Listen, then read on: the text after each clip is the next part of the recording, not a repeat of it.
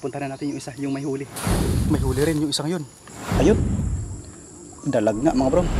Ayun mga bro, may huli yung kawil natin dun. Kaya lang medyo malayo pa tayo. Nasa kabila pa tayo. Dito lang muna yung inuna natin. Ayan, walang huli tayo dito. Ang lakas. Sana hindi makawala. Ayun, tatawid tayo. Sana hindi makawala yun. Malaki-laki yun. Unahin natin doon sa unan. Ayun, may huli rin yung isang yun. May huli rin mga bro. Ito lang muna yung unahin natin kasi ano, nagpupumiglas. Yan dito, may nagpupumiglas dito. Ito siya. Ayan, andito. Dito siya, andito pa. Andito pa. Ay, dalag, malaki.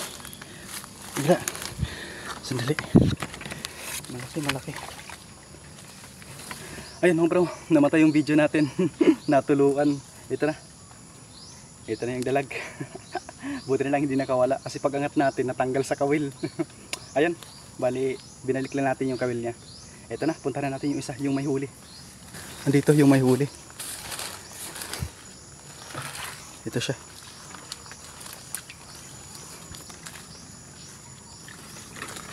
No, andyan ka pa. Galaw ng galaw to kanina eh. Nadaanan natin. Nandito pa. Ay!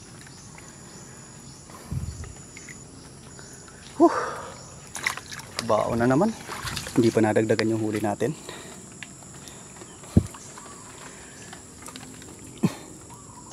Ayan, wala rin.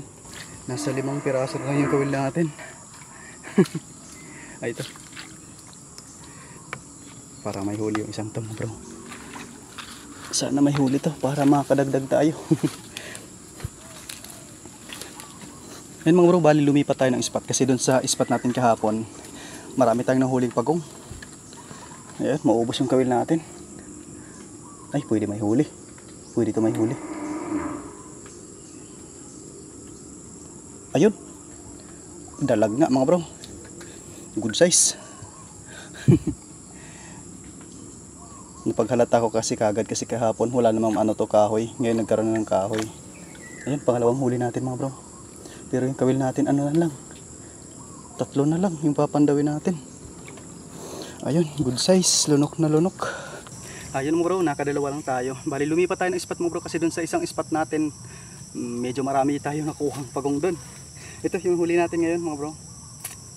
Ayan, kahit pa paano nakadalawa tayo.